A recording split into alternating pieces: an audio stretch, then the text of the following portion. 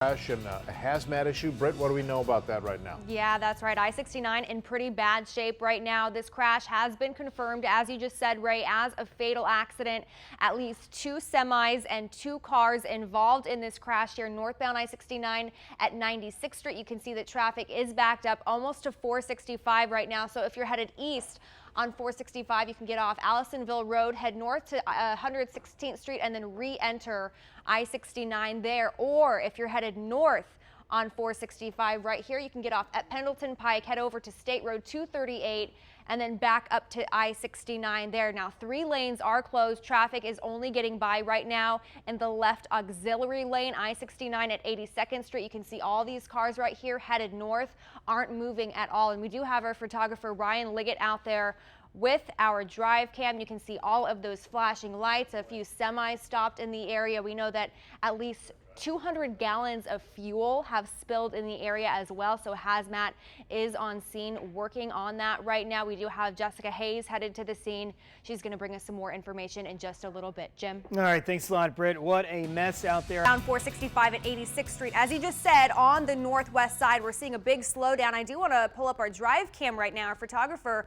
Ryan Liggett out there stuck in traffic right now. You can see traffic is hardly moving. He's actually trying to get to the scene of that crash to show us exactly what's going on. But now I do want to take you out to our in-dot camera so we can get a different view of this. Now, a fuel tanker actually took out the left median, so that left lane is closed, and then an SUV actually rolled over, and that right lane is blocked as well. So traffic is having to funnel through the only lane that's open there, and that's why we're seeing a bit of a delay. Not quite backed up to 71st Street yet, but it is recommended to get off at 71st Street and then take Michigan Road back up to 465 to avoid that backup that we've seen there. Now, other than that, we do have a new crash, 52nd Street at Allisonville Road, seeing a little bit of slowing around that.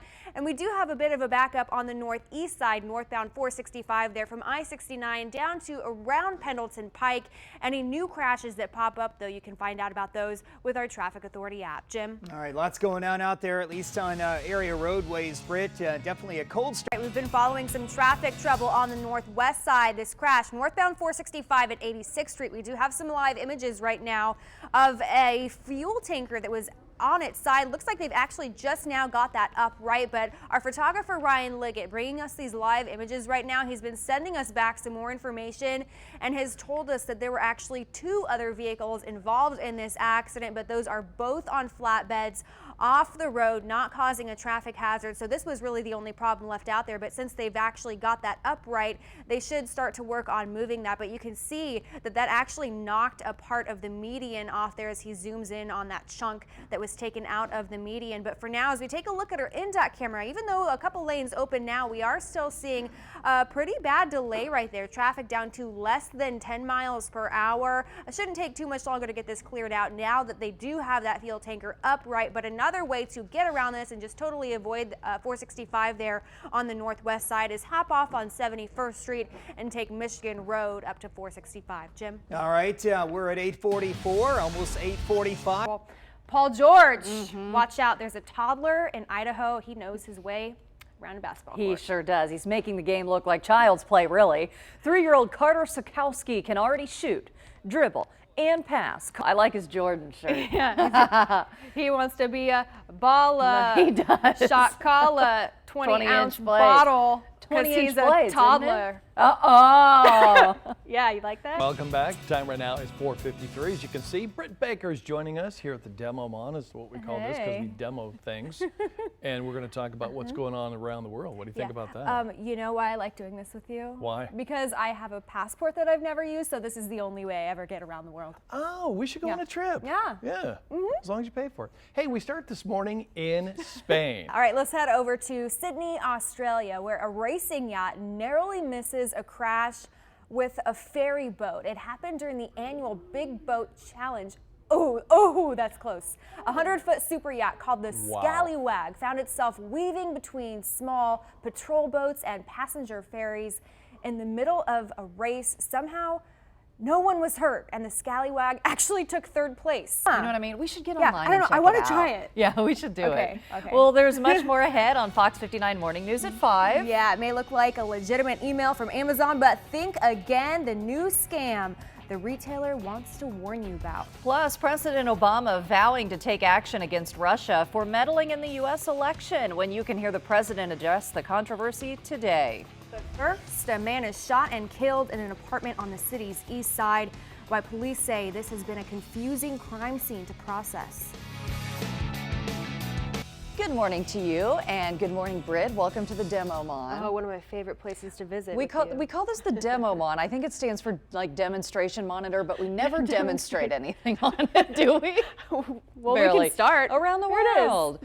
So let's take a look at some stories making headlines around the world. Yes, let's start in China, shall we? Where? Well, we are just getting started here on Fox 59 Morning News. Yeah, an Olympic athlete made an oily splash at this summer's opening ceremonies, but now he wants to change sports. At 5, his quest to earn glory in the snow. And President-elect Donald Trump plans to stay in New York part-time. That plan is creating unique challenges for the Secret Service, how they're getting ready to protect Trump in the Big Apple. But first, an overnight police chase takes an odd turn after the suspect drives right into a local hotel. We're live with the details as officers continue to search for the driver. Police are investigating after 2 men were found shot to death inside Jordan's Fish and Chicken. That's on the city's east side near 21st and Post Road. They say the 2 men killed were both employees. One was 34 and the other was 36. A family member repeatedly tried to call the men. When there was no answer, that person drove there, found them, and called police. A suspect description has not been released at this time. This is the second and third homicides of the new year. State lawmakers want to keep bad teachers out of the classrooms. Later today, a bill will be introduced making it mandatory for all school employees to get background checks every 5 years. This all stems from a situation at IPS. Former school counselor Shayna Taylor took a plea deal for having sex with students. She'll spend the next 6 years on home detention and give up her teaching license. Senator Merritt will introduce his new bill at 1:30 this afternoon. And happening tonight, Butler will host top-ranked Villanova, practicing for the last time yesterday ahead of tonight's game at 6:30. The Bulldogs enter the showdown unbeaten at home, 8-0 this season. The Dogs will look to utilize every ounce of that home crowd advantage as they host a #1 team for the first time in more than 60 years. And below freezing temperatures, they're back to central Indiana. Lindsay Riley back in a minute with a look at the forecast.